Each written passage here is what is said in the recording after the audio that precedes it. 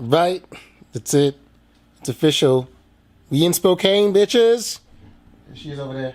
She's over there doing something. I don't know what she's doing. I don't even know if she's in frame.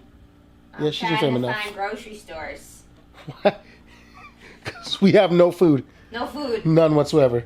Gotta make weight, but not way too little. This trip was something special. We've been awake since 5 o'clock this morning. It is 4 o'clock. Where are we? Where are we? We're in Spokane. Is that Western Pacific? We've been up more than 12 hours already. We've eaten like twice, and we just got to our place.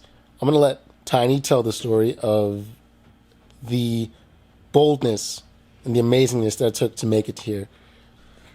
Hello, Gymrats.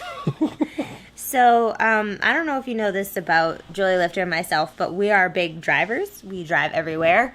We kind of pride ourselves on being able to drive really well, and as a result of that and where we live, we are inexperienced with things like Uber and Lyft, but we were like, today's the day we're going to experiment with a car service. Great fucking idea, by the way. To get to the airport, because our flight leaves at 8 a.m., we need to be there by 6 a.m. We didn't want to bug anyone we know for a ride. We didn't want to rely on Boston MBTA. And sure enough, our Uber app failed us this morning. It was just like a black screen. Maybe of death. Definitely of death. Because she was looking at me like, yo, we needed to be on the road like 10 minutes ago. You're still playing with your phone.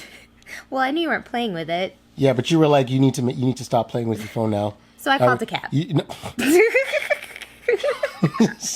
know that moment where you know, like, you're being a man and you're just like, oh, I really need this to work because A, we're already late now and I'm committing more time to it. I kept committing more time to it. Yeah, so anyways. Well, I called a cab, and we had a lovely cab driver. Hopped in the car, got probably like a mile and a half from our house. Not and even. Joe was like, oh, forgot my carry-on backpack with like all my personal effects in it. And the camera. Like, let's be real. This is all about getting video. Not only personal effects and the camera, but also all my attempts that Joe had programmed out and like my warm-up weights and pounds and kilos. So I texted my dad and I was like, hey, I know I'm 33, but I still rely on you. You want to like ship that bag to us, like overnight it, and I'll pay you back? And instead he's like, nah, it's cool. What time's your flight? I'll get it to you on time.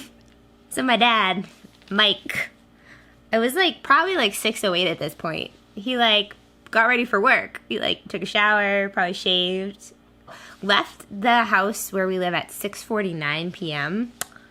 and somehow managed to get to Logan Airport through rush hour traffic by 7:30, which is like basically impossible. But the entire time we weren't really sure if he was going to make it because he doesn't use a GPS. So there was no like ETA. I just wanted to be like, yo, can you tell your dad to like put a GPS on and let us know if he'll actually make it? Like, we were all checked in. We're just like sitting by like a Dunkin' Donuts, like semi miserable. And you were trying to force feed me eggs, and I was like, no, thank you. Yeah, it wasn't that good. So I was on the phone with him as calm as can be. It's like 7:28. He's like, well, I'm like 3/4 of a mile from the exit. It's pretty slow. Like, totally calm. Finally, at some point, it seemed like we were going to be able to pull this off. Went outside, curbside, flagged my dad down, grabbed the bag, like sprinted.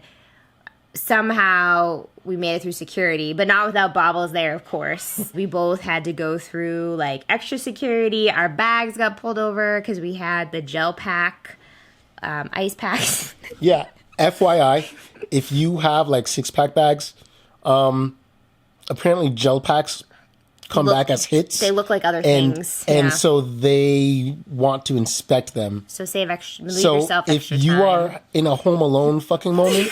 like we were. Like, you know, the whole goddamn family's running. Whoa!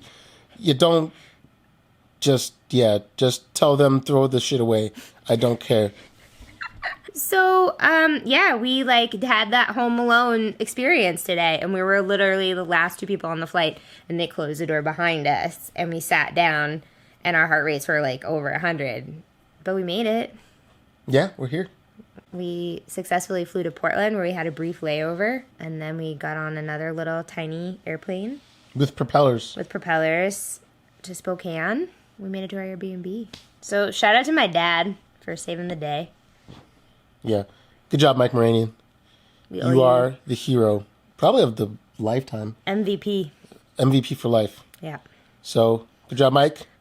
We are going to figure out where we're getting food. We might be walking because Uber is not cheap, actually. I've already spent like $80. No, not 80, like 75.